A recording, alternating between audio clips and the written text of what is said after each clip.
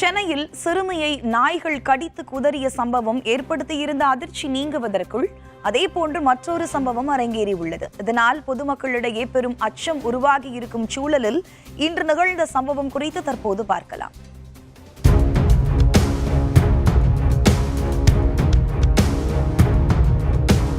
சென்னை வேளச்சேரி பகுதியைச் சேர்ந்த சிறுவன் அஸ்வந்த் பள்ளி விடுமுறை ஒட்டி ஆலந்தூரில் காவலர் குடியிருப்பில் உள்ள உறவினர் வீட்டிற்கு சென்றிருந்தார்.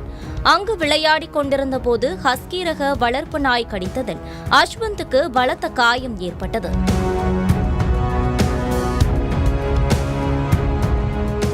நாங்கள்லாம் சேர்ந்து அந்த இடத்துல விளையாண்டுட்டு இருந்தோம்.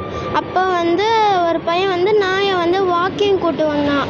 நாங்கள் அந்த இடத்துல தான் ஒளிஞ்சிட்டு இருக்கும் போது அந்த பையன் எங்களை எங்கள் பக்கத்தில் கூட்டு வந்தோடனே பக்கத்தில் இந்த பையன் ஓடினதுக்கப்புறம் தான் நான் திரும்பி பார்த்து அங்கே நாய் ஓடுறதுக்குள்ளே கீழே கல் தடுக்கி விழுந்து கையை கடிச்சிருச்சு ஃபுல்லாக. அஸ்வந்தின் உறவினர் பணிக்கு சென்றிருந்த நிலையில் சக குடியிருப்பு வாசிகள் சிறுவனை மீட்டு அருகே உள்ள மருத்துவமனைக்கு அழைத்துச் சென்றனர்.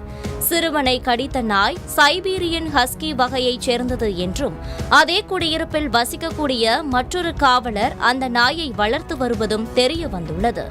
விளையாட போன இடத்துல நாய் போட்டு குதறி கடிச்சு வச்சிருந்தது. ரொம்ப சைக்கிள் கற்றுக்கிட்டு விளையாடிக்கிட்டு இருந்தா நாய் வாக்கிங் கூட்டு வந்திருக்காங்க.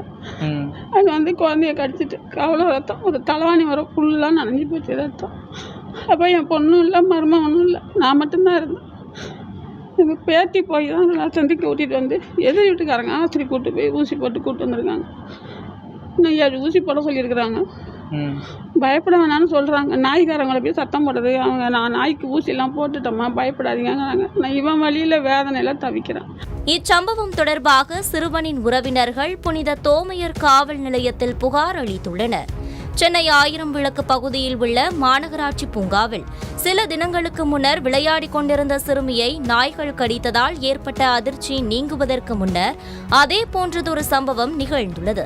சென்னையில் வளர்ப்பு நாய்கள் தொடர்பாக மாநகராட்சி கடுமையான நடவடிக்கைகளை எடுக்க வேண்டும் என்று பொதுமக்கள் கோரிக்கை விடுத்துள்ளனர்.